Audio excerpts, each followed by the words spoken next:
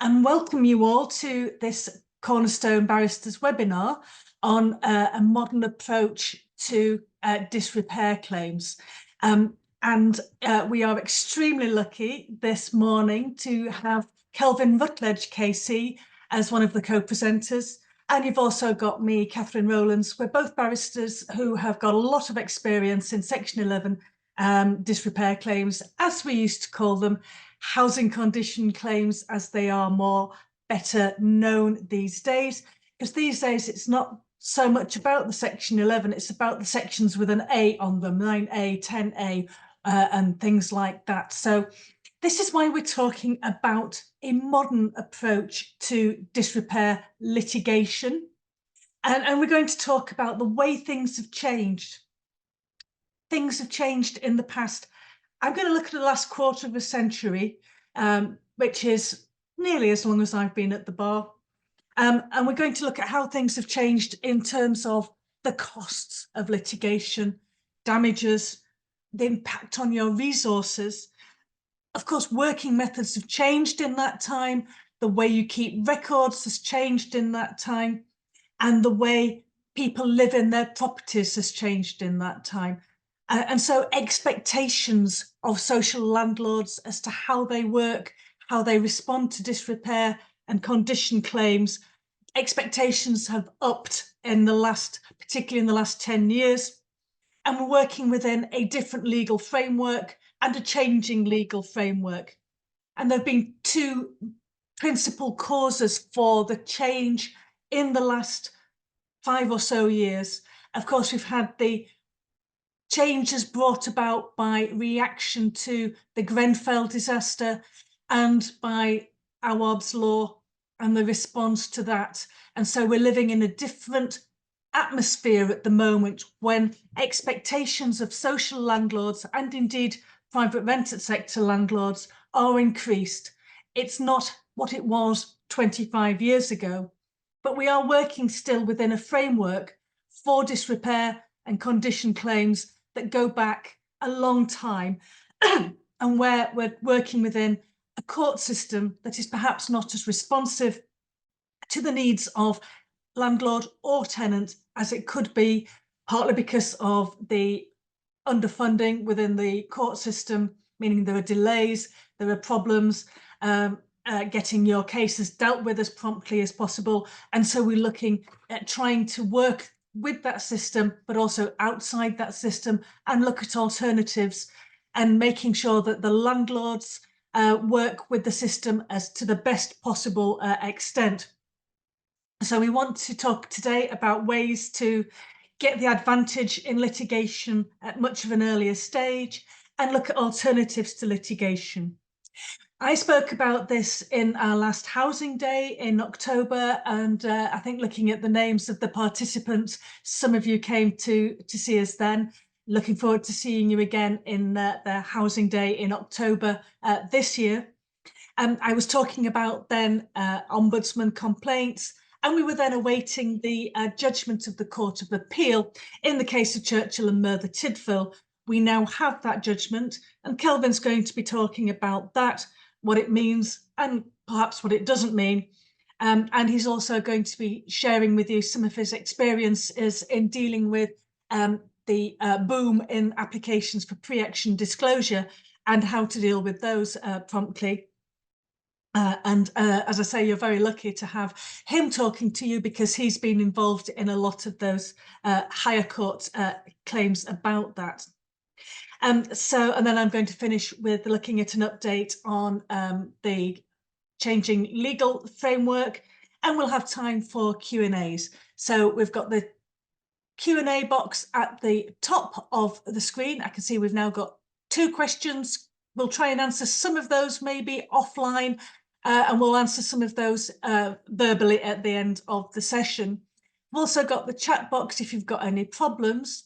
But the other thing I need to tell you now is that everything is being recorded, and you will have access to a recording, to the slides, and to some of the case law that we're going to be talking about at the end of the session. They will be emailed out to participants.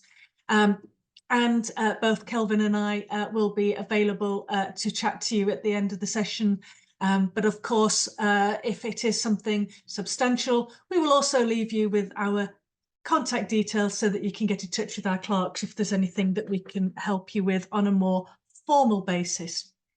So without further ado, I'm going to move on to the next slide. These are the three parts of the seminar. Why are we talking about a modern approach? Gaining the early tactical advantage. That's what Kelvin's going to be talking to you about. And my session then on upcoming changes. So why are we talking about a modern approach? I've been doing these claims for 30 odd years. We used to call them Section 11 disrepair claims, but it's more than that now.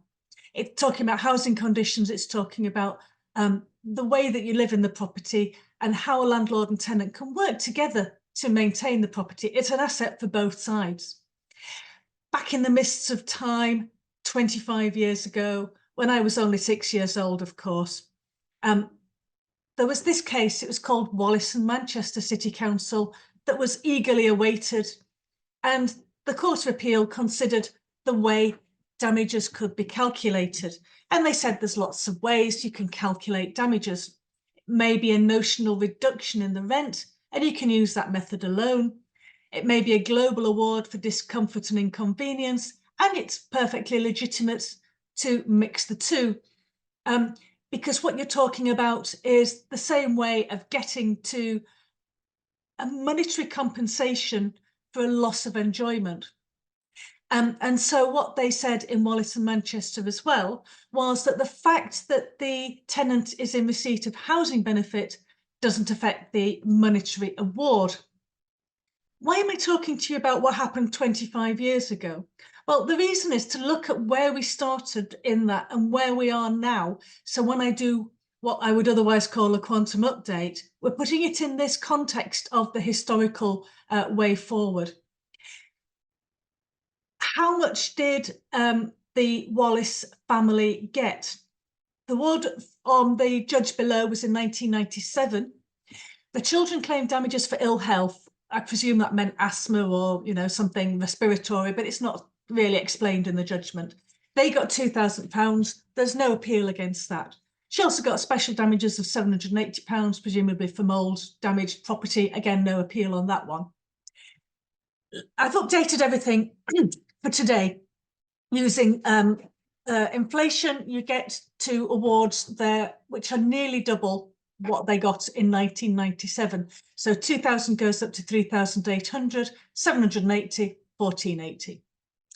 Mrs. Wallace got damages of £3,000 globally assessed for inconvenience, which included the period for having to put up with disrepair being remedied, which I think she shouldn't have got in any event, but that's another question for another day.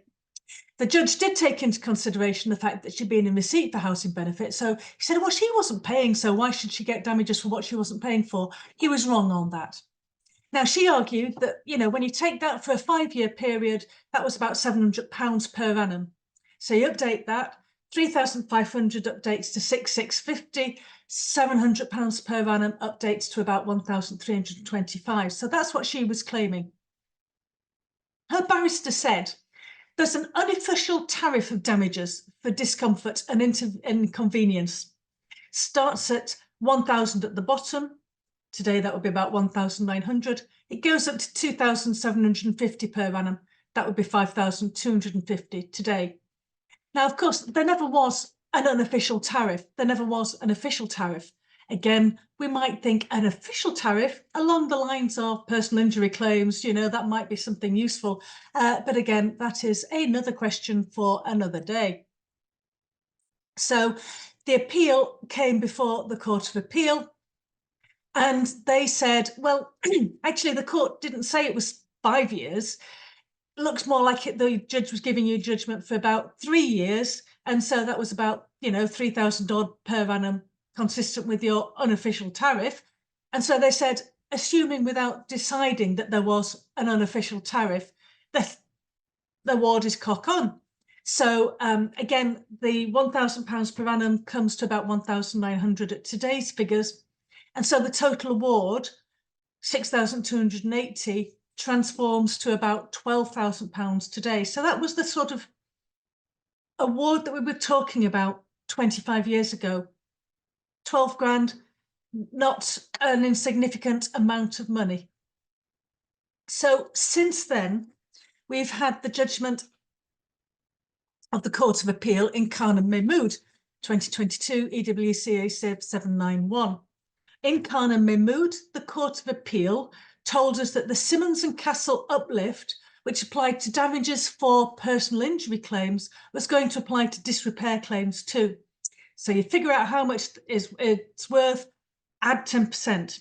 So if you add 10% to what Ms. Wallace got, she would have got £6,908 with the 10% uplift. Updating that for inflation, we're getting to £13,200. So that's kind of the benchmark that I want to look at.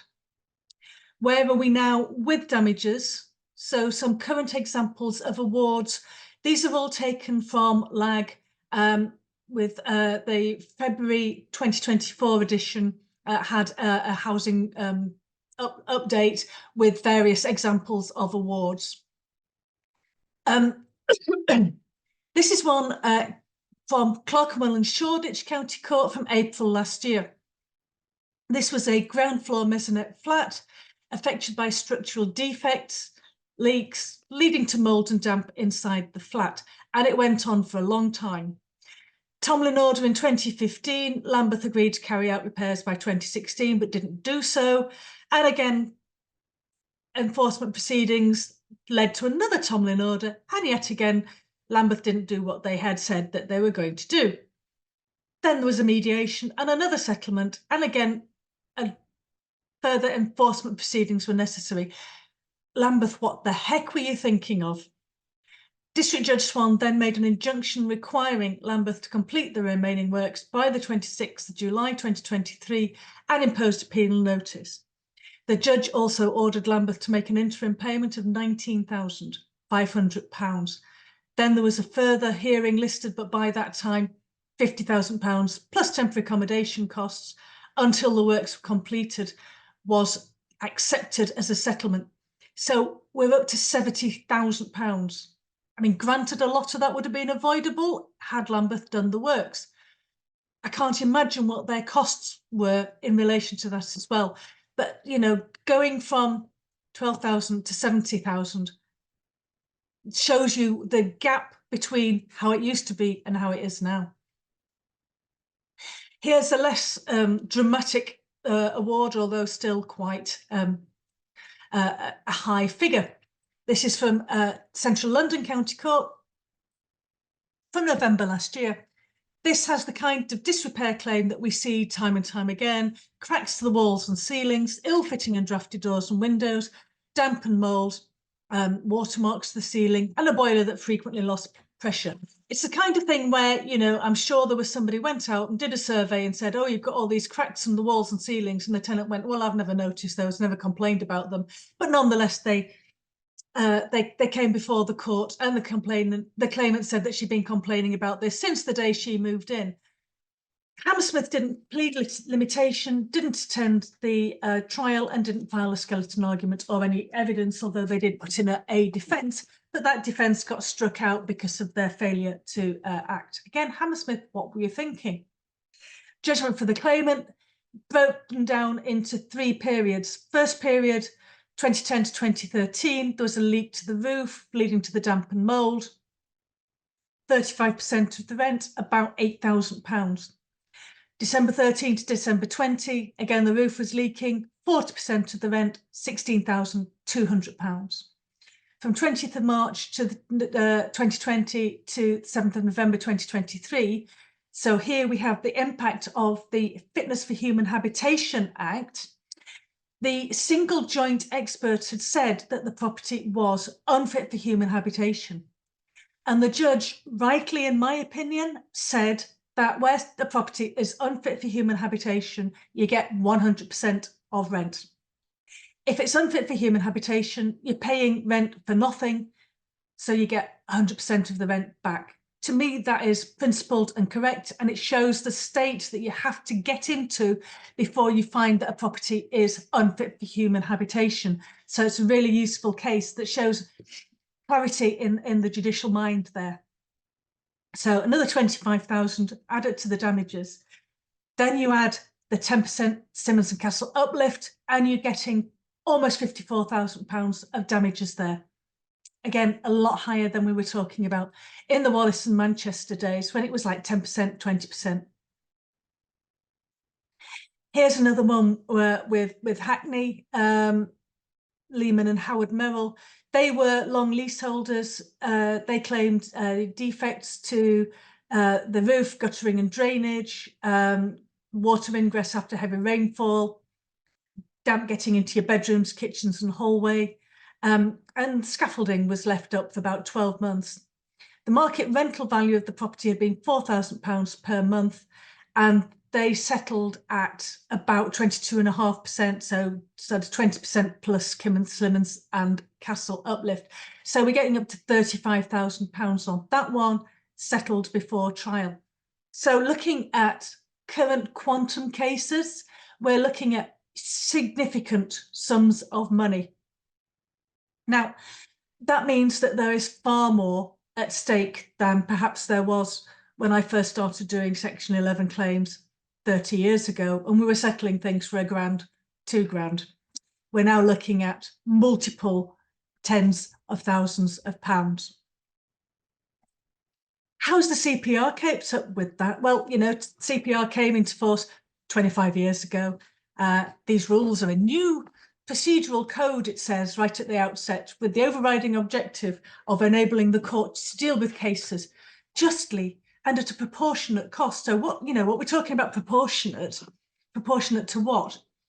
And proportionate to £12,000 in the Wallace and Manchester case, or proportionate to £70,000 in Lambeth's case back there. So that word "new," by the way, was only taken out of the CPR in 2022. I guess 1999 to 2022 is enough time for things not to be new anymore.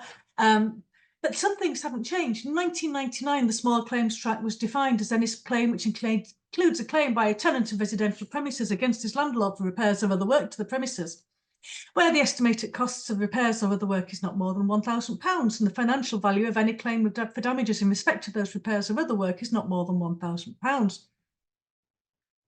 25 years later, we've got the same. We haven't got the same amount of damages being claimed. We haven't got the same costs of repairs because the costs of the works have gone up.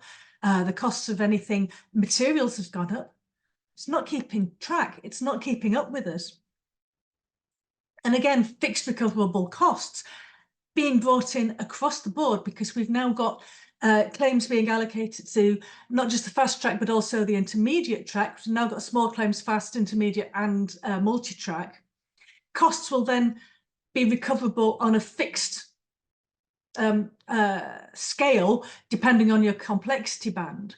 So, you know, I've given you some examples because it's very complex and far beyond the scope of one slide, but on a low complexity case at fast track trial, the costs are limited to 3,923. If it gets more complicated, it goes up to, and you add damages, and then at the top of the complexity scale, it's 8,155 plus 40% of whatever damages are agreed and awarded. So fixed costs could make a difference to the kind of cost that we're recovering. And, you know, I see in the Q&A, Rachel has asked, as an organisation, we see claims from a particular couple of firms where costs are hugely inflated, confirmed by costs lawyers. Now, I know that everybody on this webinar will have had similar experiences. See, one way of protecting against hugely inflated, artificially inflated costs would be to go into the fixed costs regime. But of course, 45.1 says that these fixed cost regimes do not apply to a claim or counterclaim relating to residential properties, and there's a claim or counterclaim for possession or disrepair or unlawful eviction. So we're outside the fixed cost regime. And this is going to be the case for at least 2 years from October 2023, because Helper Housing Law Practitioners Association successfully lobbied for that exclusion. The Ministry of Justice has said they're keeping it under review. So keeping things under review at this time of political upheaval is, how far is that going to go into the future? Are they going to continue to be protected against fixed costs regimes? So when we're looking at the way disrepair is now more expensive in terms of damages, more expensive in terms of the works that you have to do, the fixed costs regime would be something that would help a landlord protect themselves. That's not going to help. So there is every reason to explore alternatives to litigation, cheaper, faster, better alternatives. ADR has always been an option, not something that perhaps has been used as effectively as it could be, any kind of ADR. But I'm now going to pass over to Kelvin to start talking to you about getting the advantage in litigation and using one particular alternative as soon as possible. So thank you very much, Kelvin. I'll hand over to you now. Thanks, Catherine. Well, good morning, everyone. What I love about this job is the variety. Yesterday, I was concerned with the Traffic Signs, Regulations and General Directions 2016, and today it's Housing Conditions Claims. But I'm delighted to be here and speak to so many people. I'm very glad to see that so many have managed to sign up and log on to this webinar. I want to talk to you about two comparatively new developments which are linked and which, if used effectively, can prevent or at least defer that critical stage where the tenant or the resident issues court proceedings and significant costs begin to run up. The first concerns a robust approach to pre-action disclosure or PAD applications where they're made. And the second is the ability, post the Court of Appeal's judgment in Churchill, to persuade the court to compel alternative dispute resolution, ADR, such as an internal complaints procedure. And these are both emanations of the overriding objective, as we'll see, which is why I say they're linked. So I'm going to start with PAD applications. And it's quite clear to me, and a number of judges have observed this also, that these are increasingly common in disrepair claims, the length and breadth of the country. They can catch the defendant off guard. They're made at a very early stage. And sometimes the view is that there's no defense to them because the housing file has to be disclosed. But the applications can themselves run up substantial costs. And of course, the important point is that they then lead to proceedings. A claim of some sort or proceedings have been commenced, and then it's easier to pursue irrespective of other out-of-court procedures. So they can, if we're not careful, lead to full-blown litigation. And finally, certainly until recently at least, some district judges who tend to deal with these believe that they were a matter of simple exercise of judicial discretion. As we'll see, that's not the case. That's not the correct approach. So next slide, please. Let's have a look at the rule to begin with.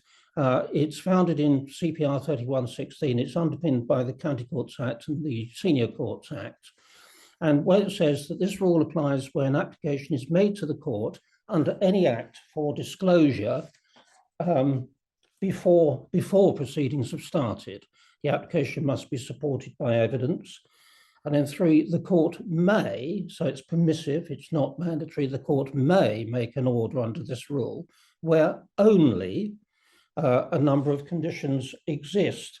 And if we just go down the page to little d, that's a particularly important one. So the court may make an order for pre-action disclosure only where, amongst other things, disclosure before proceedings have started is desirable in order to, one, dispose fairly of the anticipated proceedings, two, assist the dispute to be resolved without proceedings, or three, an emphasis on this, save costs. So that's the statutory rule. Let's see how it's been interpreted by the courts. Next slide, please. The leading case is the case of Black, judgment of Lord Justice Ricks back in 2001. And the Court of Appeal in that case said that properly understood, the rule involves a two-stage consideration. Stage one is a purely jurisdictional question. The court is only permitted to consider the granting of pre-action disclosure where there is a real prospect, in principle, of such an order being fair to the parties if litigation is commenced, or of assisting the parties to avoid litigation, or of saving costs in any event. And then it's only if that stage is overcome that you get on to the second stage, where which involves the exercise of judicial discretion. But if we just look at what Lord Justice Ricks said about that, he says, if there is a real prospect, then the court should go on to consider the question of discretion, which has to be considered on all the facts and not merely in principle, but in detail. So, Catherine, if we could just go back to the previous slide a moment, please. So if we focus, please, on subpara 3, A to D, all of that is jurisdictional. That is to say that if the court cannot properly direct itself, amongst other things, that disclosure is desirable in order to save costs, then it has no jurisdiction to make the order. It's not a question of discretion, it's pure just jurisdiction. It cannot make the order. It's only if it's satisfied on all those criteria listed in subpara 3 that it can make the order as a matter of jurisdiction. Then it has the discretion, and the discretion is born out of the permissive may in the first line of subparagraph 3. So that's a really important point if you are faced with a PAD application, because as we'll see, a number of county court judgments, key important reserve county court judgments, have come to the conclusion that a district judge has erred in racing directly to the exercise of discretion and overlooking the very important jurisdictional point. And the interplay, important interplay between these applications and other means of disclosing, of obtaining pre-action disclosure, principally an internal complaints process may provide for it, and we would strongly urge authorities and providers to make sure they've got a complaints procedure that does provide for it, or an SAR request. And we'll look in a moment at some dicta on that. Catherine, can you go forward 2 slides, please, to the SRA, to other possible routes to disclosure. Thank you.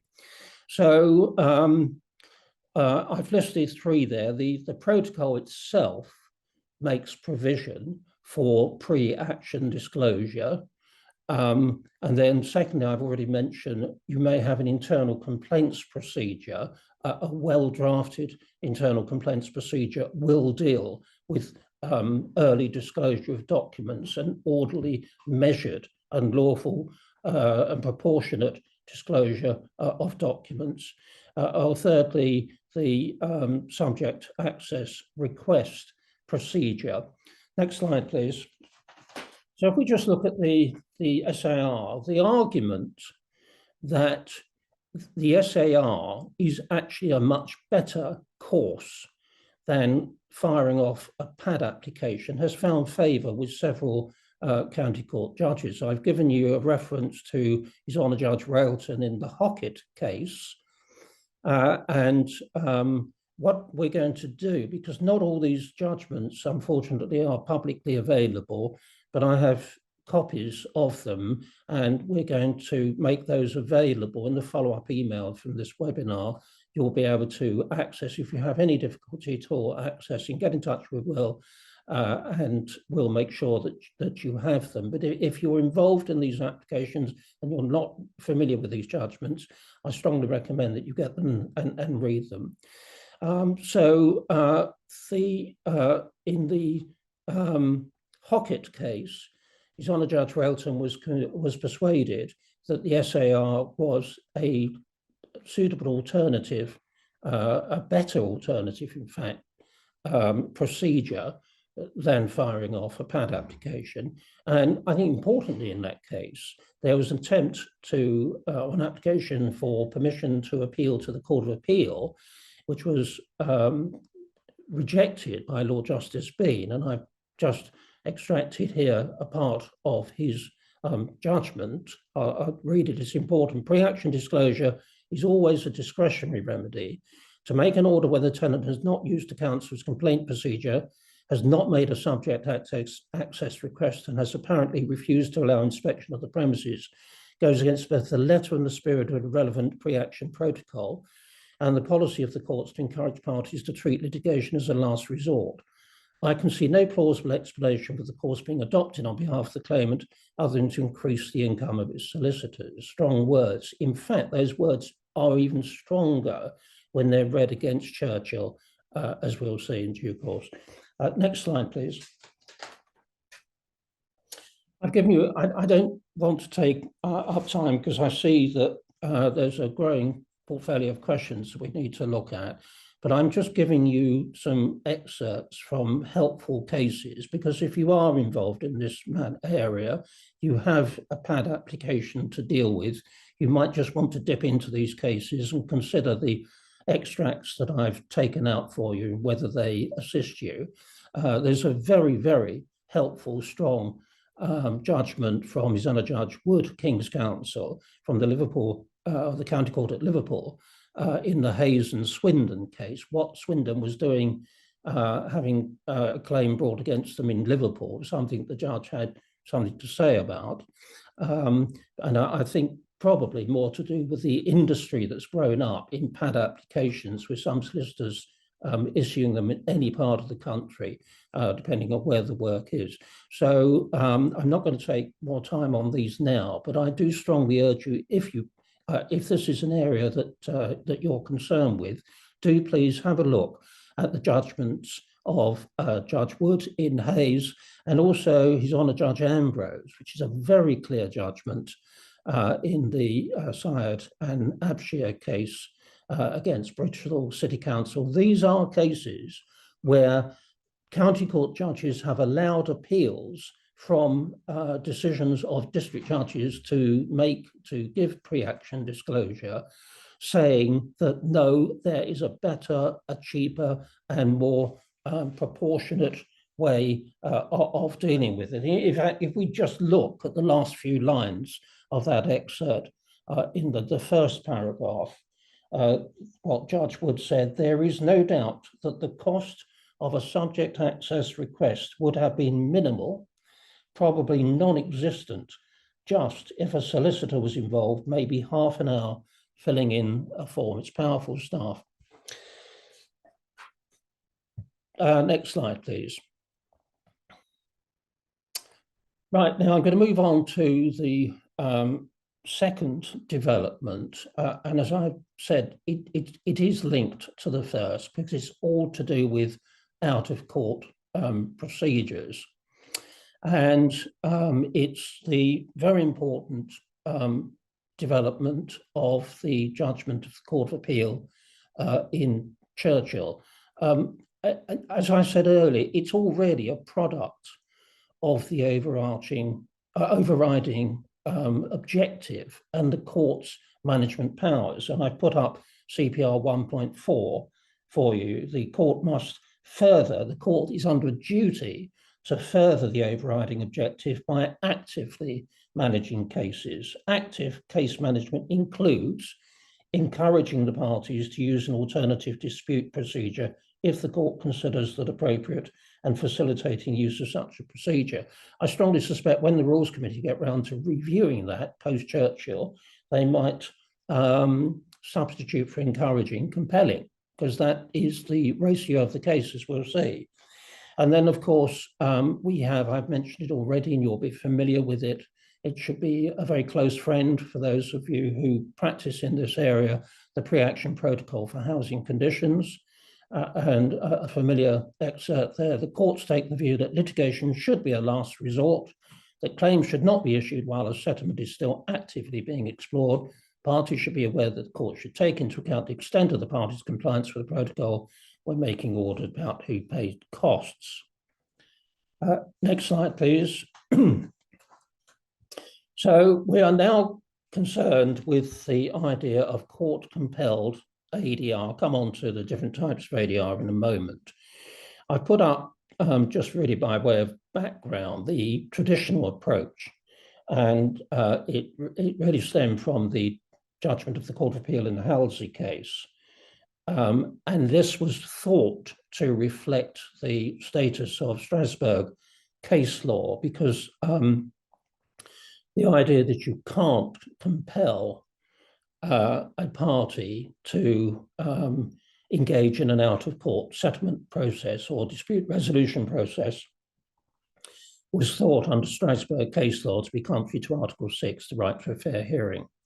So the traditional, but no longer applicable approach is that where the Court of Appeal said in Halsey, it seems to us that to oblige truly unwilling parties to refer their dispute to mediation would be to impose an unacceptable obstruction on the right of access to the court.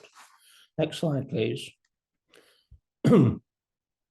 So enter Churchill. Churchill was a nuisance claim, Japanese knotweed affecting a neighbouring property, an action for damages in tort against the local authority, Merthyr Tydfil, who had an internal complaints procedure and applied successfully for a stay of the proceedings so that they could talk to the claimant and try to resolve it out of court. And it went up to the Court of Appeal on the question of whether the court could properly have these coercive powers and exercise them to force an unwilling party to engage in some form of ADR. And of course, it went up on the question of whether Halsey was in fact binding authority.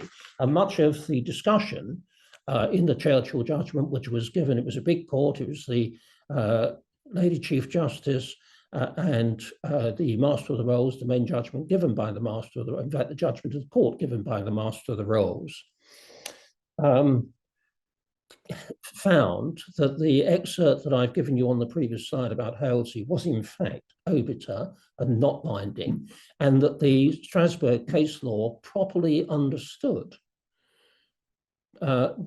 did not mean that an unwilling party had an absolute right under Article 6 to access to the court.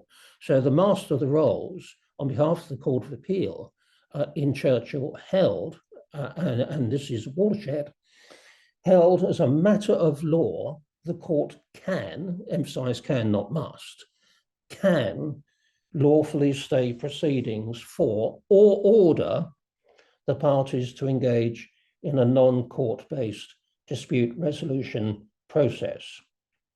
It went on to say, and I'm eliding paras 58 and 65 here, the court should only stay proceedings for or order the parties to engage, provided that the order made does not impair the very essence of the claimant's right to proceed to a judicial hearing and is proportionate to achieving the legitimate aim of settling the dispute fairly, quickly, and at reasonable cost. So there is this relationship of proportionality between, on the one hand, the recognized right under Article 6 to go to court, but on the other hand, the real need to try and get claims out of court and have them resolved in other ways. But those other ways must be relatively fair, quick, and reasonable costs.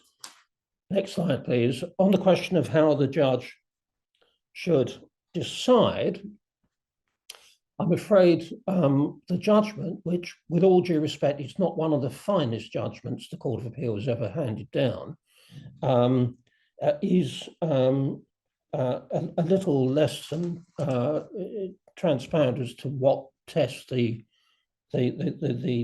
court should apply. It simply says, I do not believe that the court should or can or should lay down fixed principles as to what would be relevant to determine those questions.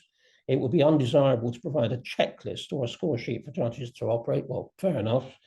They would be well qualified to decide whether a particular process is or is not likely or appropriate for the purpose of achieving the important objective of bringing about a fair, speedy, and cost-effective solution to the dispute and the proceedings in accordance with the overriding objective. So just to summarize the points on Churchill relevant to our consideration of housing conditions claims today. Firstly, as a matter of law, the court can, but not must, the court can, it has the jurisdiction to compel a form of ADR against even an unwilling claimant. Secondly, there is this important relationship of proportionality between doing that and the form of ADR. So the more complex, expensive, and time-consuming the ADR, the less likely it is that the court will consider that it's a case that where the proceedings should be stayed. And thirdly, I ought to emphasise, although this hasn't, as far as I'm aware, been tested, but certainly in my view, all of this is a product of the court's management powers. So it's not a defence to a claim for disrepair that the claimant has failed to engage in ADR. What it is it's a basis upon which the court can A, exercise its court management powers, for example, by imposing a stay, and B, reflect its dissatisfaction in an order for costs. But those are two very powerful considerations nonetheless. So next slide, please. Finally, I've just given you the Housing Ombudsman Service guidance on pre-action protocol, just so you've got the complete toolkit there. If you're concerned with ADR alternatives to litigation, then you obviously need to familiarise yourself with the Churchill judgment. You need to make sure you've got the housing conditions protocol and also the Ombudsman's service guidance. So just finally, before I hand back to Catherine, the forms of ADR, the courts aren't prescriptive about this other than to emphasise the need for speed, efficiency and costs. But the most obvious one in our area of law, housing conditions claims, is an internal complaints procedure. What every provider, local authority, landlord needs, that has any volume of housing disrepair claims, is a comprehensive complaints procedure. That procedure must deal firstly with disclosure of documents in a measured, orderly, proportionate way. That alone should see off the PAD application. It should deal with an early evaluation of the merits of the claim, such that any work that needs to be done is done quickly, and an early view is taken on liability and compensation, and an award given accordingly. So it's got to be from a sort of start to finish complaints procedure. But apart from that, there's the old-fashioned round the table without prejudice meeting, or increasingly the use of mediation. So that's the end of my section. I hand back to Catherine now. Before I let you put yourself on mute, Kelvin, I want to put a couple of the questions that have come up in the chat to you, because I think it's probably easiest to deal with these before we get to the end. So one particular attendee who prefers to remain anonymous says, they're getting firms who specifically state in their letter of claim that they will not, or their client will not, engage in any internal complaints procedure. How would you respond to that as a pre-action correspondence letter? Well, I mean, obviously it's against not only the spirit but the purpose of the protocol and of the overriding objective and everything else, and contrary to Churchill. That, to me, invites an application to stay any proceedings. As soon as the proceedings are issued, an application to stay them. Obviously, there would need to be, you need to be able to establish, show to the court that there is an effective ADR procedure. If you have a complaints procedure, lay that before the court. But that, post-Churchill, is an impermissible line to take. And it just reeks of costs before the interests of the client, if I may say so. So if you've got the complaints procedure, and you should have one, that's the message that's coming over on this webinar, fight back, an immediate application to the court for a stay of the proceedings. And I'd be surprised if the court didn't back the landlord in those circumstances. And then we've got a couple of questions indicating that claimant solicitors are embracing the concept of a subject access request and making it in the letter before action. So you've got a combination of a request for pre-action disclosure and an SAR. How do you deal with the two together? Can you say, I'm not answering your SAR, I'm giving you pre-action disclosure, or vice versa? And what if they then complain to the ICO about your response? Well, I think if you're seized of a subject access request, you're obliged under the directive to deal with it. So I don't think you can just turn that away. But the point I was making earlier, and what some county court judges have reinforced, is you can insist on that procedure rather than any other. So you can say, right, well, you've made multiple requests. We are treating this as an effective SAR, and we're going to deal with accordingly. There are a few more questions on these, but I think we'll leave those to the end now. We'll go on to the rest of my slides. So thank you very much, Kelvin. So when you all signed up for this seminar, you were invited to send questions in advance. And there's just one question that came in really in advance, and it was about the impact of the Social Housing Regulation Act 2023. And we're getting into the A's here, Section 9A, Section 10A, and also Section 10B. This is where we're talking about Awab's law. The government has already given us some indications as to the way this is going, but we haven't actually got the concrete bits and bobs yet. But what we do have is Section 10A of the Landlord and Tenant Act 1985, and it overlaps with Section 9A in that it applies to the same leases where Section 9A applies. Generally speaking, that's anything under 7 years, so any weekly tenancy is going to have this new implied term in it. We've already got the implied terms implied by Section 11, Section 9A. We've now got a new implied term that the lessor, the landlord, will comply with all prescribed requirements that are applicable to that lease. So the prescribed requirement means a requirement prescribed in regulations made under subsection 3. Subsection 3 requires the Secretary of State to make regulations which will require the landlord to take action in relation to prescribed hazards which affect or may affect the lease dwelling within the period or periods specified in the regulations. So it's a sort of three-step approach. First of all, the Secretary of State needs to make regulations. Those regulations will tell us what to do in relation to prescribed hazards.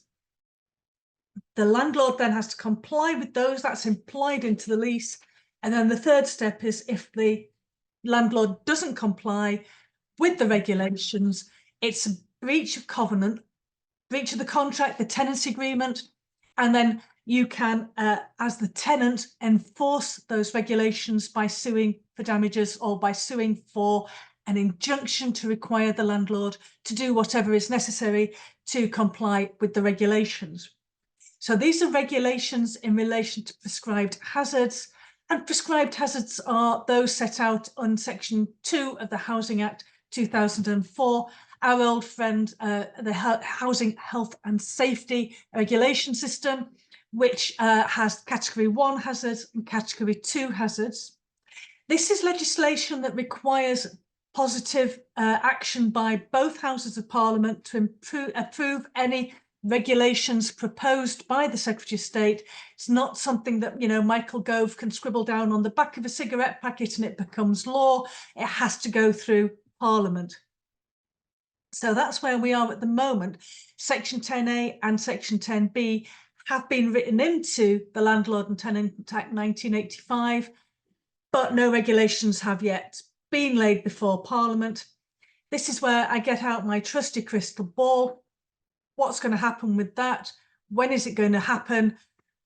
Is Parliament going to have time to consider any regulations before we get to the election? Obviously, we're in an election year this year. Who knows what will happen? Who knows whether any new government will have any different views as to all of this?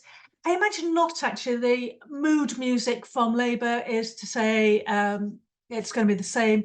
And also we've got the guidance already out there, and we've got the consultation that took place over the last few years, the last few months, I should say, which closed at the beginning of March.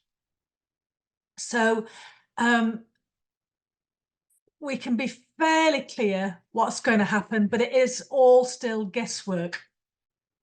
The suggested timescales that were set out in the consultation documents was that you do an initial investigation within 14 days, you start work within 7 days if there's a risk to health. So we're particularly concentrating, obviously, on damp and mould, because this is Awab's law. This is a response to what happened with the poor child in Rochdale. And then the landlord is required to provide a written summary of what investigations they've done, what they found, what they propose to do, when they're going to do it, within 14 days, and start work, generally speaking, within 7 days of that summary. So you will have a reasonable time period to complete the works, except for certain emergency scales where there are likely to be set timescales, faster timescales. And the other thing is, there's an obligation to provide an immediate decant if there's a serious risk to health. I can imagine that there's going to be litigation about that. The obligation to provide an immediate decant, serious risk to health, I can imagine is going to be litigated, and we're going to get applications in relation to that. Always, always, always keep records. There's no excuse these days for not keeping stuff on your computer system. There's no excuse for not going around, at least with a mobile phone, and, you know, taking videos, taking photographs. Make sure that you have got those records ready to show the court what you've done and what you have found when you've been out to investigate. And then look at the guidance, the new guidance. I've got you the link there. As I say, these slides will be coming out to you, so you can just click. Sets out the tenant should not be blamed for damp and mould. Damp and mould in the home are not the result of lifestyle choices. So this is what I was talking about at the outset, a new attitude towards disrepair, in particular damp and mould. We've always historically said Section 11 doesn't require you to remedy damp and mould where the tenant is doing things like using an unvented tumble dryer, drying clothes in the property, things like that. Blaming the tenant for the generation of damp and mould can't be done. It is the responsibility of landlords to identify and address the underlying causes of the problem, such as structural issues or inadequate ventilation. There are still cases where it is lifestyle choices, where damp results from things that the tenant has done or doesn't do. You're going to have to be very careful about how you make those allegations, how you make that stick in court. Evidence of that is going to be difficult against this background. So the new guidance says, always tackle the underlying issue promptly. might be walls that are too thin. We've just taken off all the cladding because of Grenfell. So what, the reason why we put cladding on in the first place was to protect against damp and mold. It's a problem that may well return because of other actions taken. Landlords should not delay action to await medical evidence or opinion. Medical evidence is not a requirement before you take action. This cuts both ways. As we know from Awab's case, tenant solicitors sometimes tell you not to do works because they want to maintain the case. They want to be able to prove and get their pet surveyor to go out there. Don't listen to them. Go and do the works. Go and do repairs if they're necessary. Because if you do that, you have got the defence of taking all reasonable steps to do the works. Identify and tackle underlying causes of damp and mould, not just what's disrepair, inherent defects as well, inadequate ventilation, inadequate building works, lack of a damp-proof course, all those sorts of things. Simply removing surface mould is not enough. You have to stop the damp and mould from reappearing. The guidance also says that at least 6 weeks after the remedial work has been carried out, you should check, go and see that what you did work. Obviously, different timescales may apply in winter as opposed to in summer. May have to go back, if you've done the works in summer, go back in winter and see if further investigation is needed. So the government's got lots of proposals out to see what amendments need to be made to the HHSRS. Again, you've got the report, the link there in the slides. And the idea is that they're going to bring down the number of hazards, but it'll just be sort of consolidating. It'll still be the same underlying issues: damp and mould, heating, steep stairs, inadequate lighting. And the decent home standard, again, they're looking to update that because what a tenant expects from a property has increased over the last couple of decades since the decent home standard was last looked at. And so the government, again, is providing proposed legislation. No clear timetable. We are, as I say, in clearly an election year. I mean, technically they could go over to January, but, we are talking about elections at the moment. Clearly the manoeuvring is starting. And what's to be done in relation to tenants' rights is part of the thinking on all sides of the political divide. There's a clear consensus that something needs to be done, and it is likely that something will be done, probably in the way that the government is currently outlining. But whether there is time to get things before Parliament, before the next election, is unclear. Section 10A5 provides the defence. If you're in breach of the new implied term in the lease and you've not complied with the regulations telling you to deal with the prescribed hazards, you do have a defence that you've used all reasonable endeavours to do so. But there's a sort of overlap here between what's in a reasonable timescale and what's reasonable endeavours.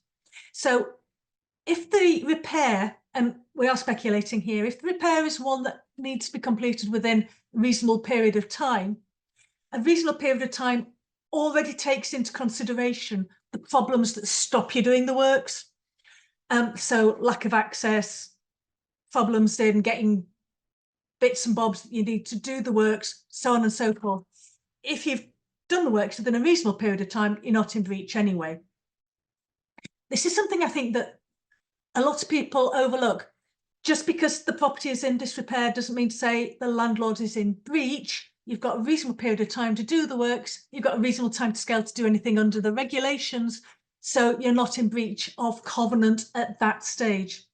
Where there's a prescribed time scale, you've got to replace a boiler within 7 days. Perhaps that might be one of the options. The onus is on the landlord to prove, not the tenant to prove that you didn't, but the landlord to prove that they took all reasonable steps to comply with whatever they're supposed to be doing. So what sort of issues might come up? So access problems are the obvious one.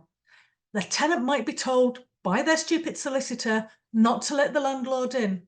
So if the landlord has tried to get in and has been refused access, that would be a cast iron defence, but the landlord has to prove it. Records, records, records.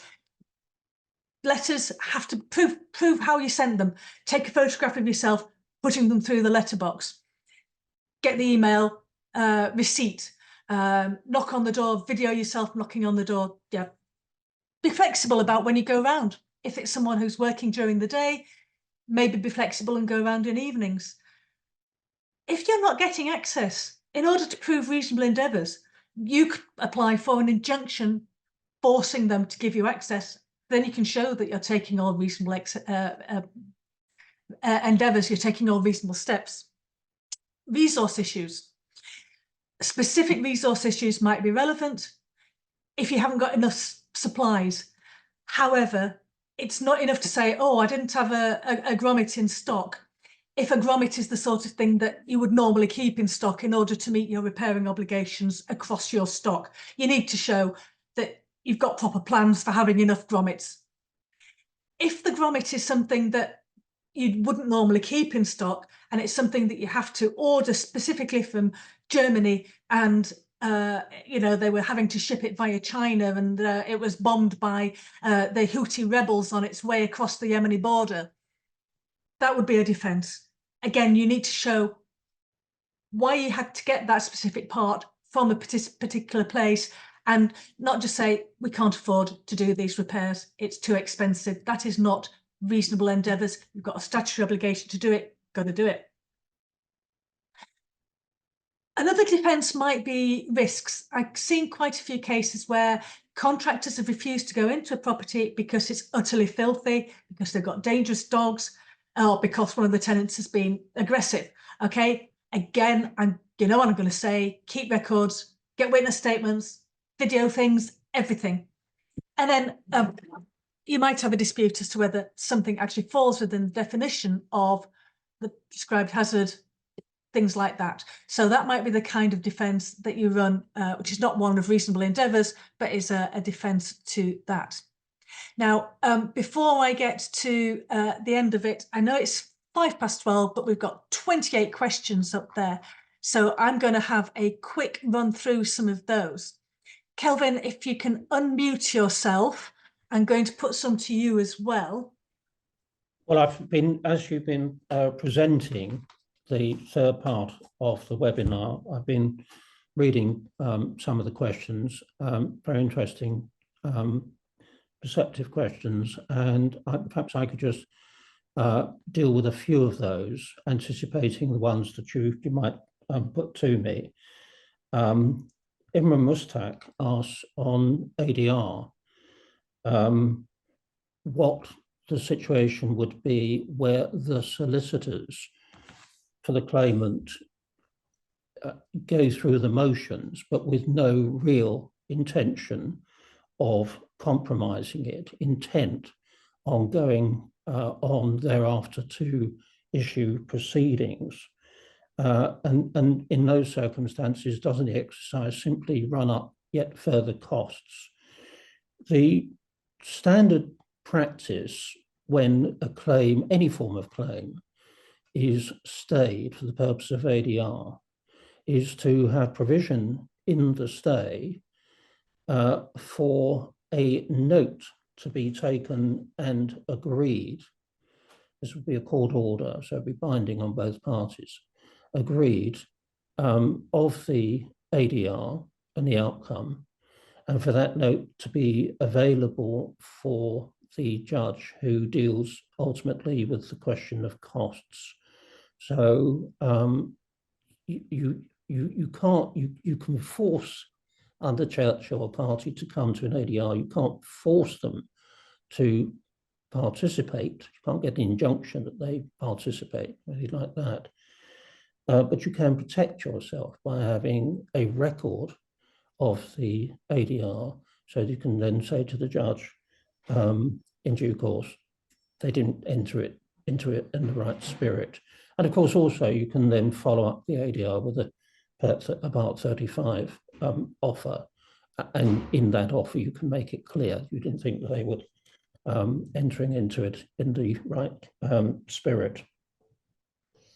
There's an interesting question, an anonymous question, attendee, about Churchill and whether it's available, whether this new power that Churchill identifies is available if the landlord has failed to comply with the pre-action protocol procedure? And the short answer to that is yes, because the point about Churchill is it imposes a duty on the court, not on the parties, because it's part of active case management. So the court is saying that the court can, I mean, obviously it's not recommended. If the landlord can comply with the PAC procedure, then it should. But the fact that it hasn't, and it may not have for a range of reasons, doesn't disqualify it from relying on the Churchill judgment.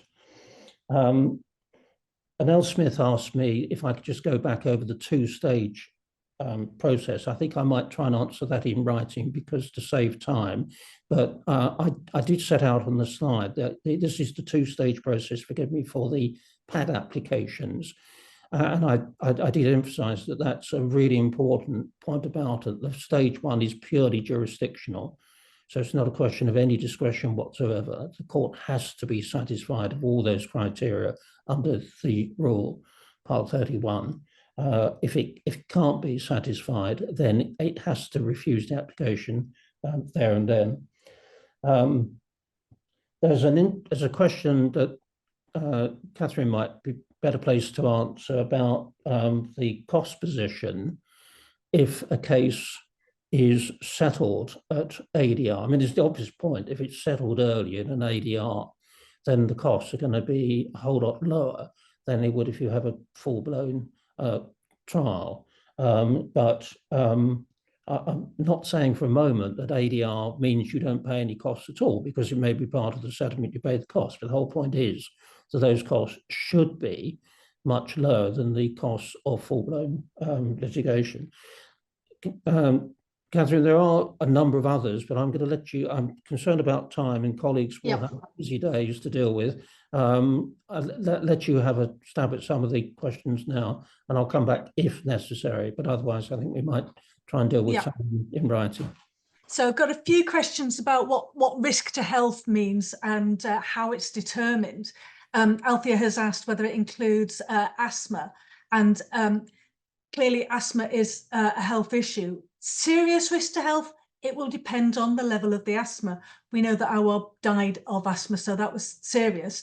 But then again, other people just get a little bit breathless. So it could do, might not do. So the answer is that horrible lawyer's answer, it depends. And we look then at medical need for the issue of whether it's a risk to health or not. Should there be medical evidence? Should there be environmental health officer evidence? Now, the guidance says not. The guidance, sorry, the consultation says not. This is one of the things that is specifically being consulted on. So I don't know what the answer is going to be. But there are some obvious risks to health that you don't need evidence for. Like, for example, something that's going to fall on your head and knock you out if it's not fixed. That would be one end of the scale. The other end of the scale, the link between dampness and mold and asthma is not entirely established in every case. There's people who get asthma because they've got cats and dogs or smoking and things like that, rather than damp and mold. So that would really need, if they were going to prove their case for an injunction, the tenant would need to get medical evidence on that one. But there are some things that are clear risks to health and safety. A lack of heating is going to be one of those, for example, especially in winter. And again, that's something else. It might depend whether it's winter or summer as to what the impact of the disrepair is. So there are going to be practical problems. They are going to have to be hacked out in practice over the next, well, once we see when the legislation actually comes in. But having somebody on your staff with EHO qualifications is always going to be a useful thing. And if you're a housing association, you can ask the local authority for the area to provide you with some assistance in that. It is right, Stuart, that it is not statutory guidance, and it is particularly related to damp and mould, particularly in the fallout from Awab's law. And so the operating guidance you pointed out, in some cases under the Housing Act, the HHSRS contradicts this, particularly in relation to lifestyle issues.